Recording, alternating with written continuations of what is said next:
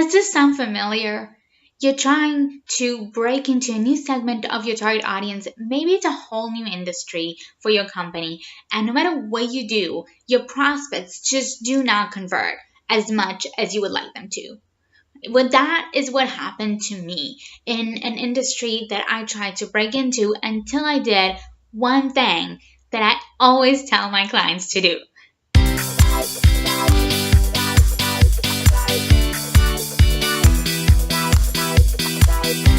Hi, B2B marketers. Welcome back to another episode. If you're new here, welcome. My name is Ayala Wise, and this channel is all about giving you practical tips and strategies, especially if you're in an industry that celebrates the most important people in the organization. I'm talking customers and teams where you know you have such a great opportunity to make a difference in the way that companies do business, but you're also dealing with really complex buying processes. And I hear you because I'm in B2B too. So today I thought I would share something that worked for me that was relatively simple to do so you can test it out and you can see whether that can work for your company as well. So back then, I was already in the B2B space, but I wanted to tap into a very special part of the market, which is the B2B healthcare industry. And I did have some experience in that industry. For example, my first few case studies that I wrote were in the B2B healthcare space.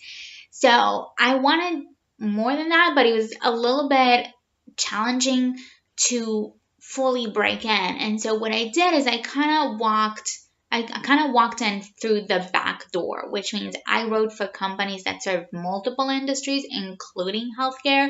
And so that's how I built my writing portfolio. And once I had a more solid portfolio, I started pitching companies. But it was, they were specifically specialized in B2B healthcare. But it was still challenging until I did this one thing that I told you I'm going to share today. Once I did that, I actually doubled my response rate, and it was my shortest sales cycle ever. And now one thing that I did was share 3 case studies with prospective customers. And the way that I did it was in a pitch email. So it was a cold email, so I wanted to keep it short.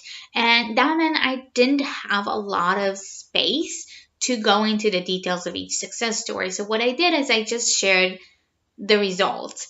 And that was enough to get more people to talk to me and then to even work with me. But here's the thing. Those case studies were not even in healthcare.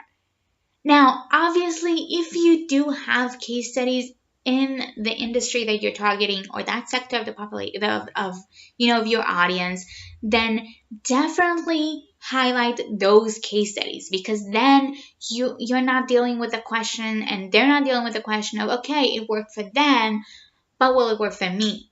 Which is a legit question. Okay, so once you have case studies in that for that audience, then highlight those. But even if you don't, it's worth it to highlight them and bring them up and say, be transparent and say, look, I know it's a different industry, but this is what worked here. Do you want to give it a try?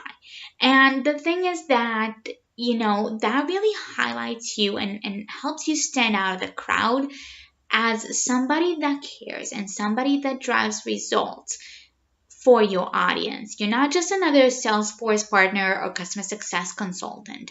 You actually care and you actually do really quality work, or your product is really, really good. And they can test it out and see if it works for them.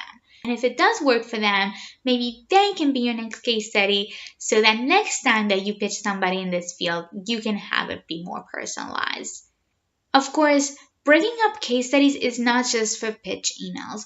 I have another video here on the channel about how you can use case studies to grow your email list, for example. And then I have an article on my blog where I interviewed 21 experts from across the planet about how they use their case studies to scale their success. So I'm going to link to these 2 things in the comments below so you can check them out and, scale your success. And that's it for today. So thank you so much for watching, and I will see you really soon.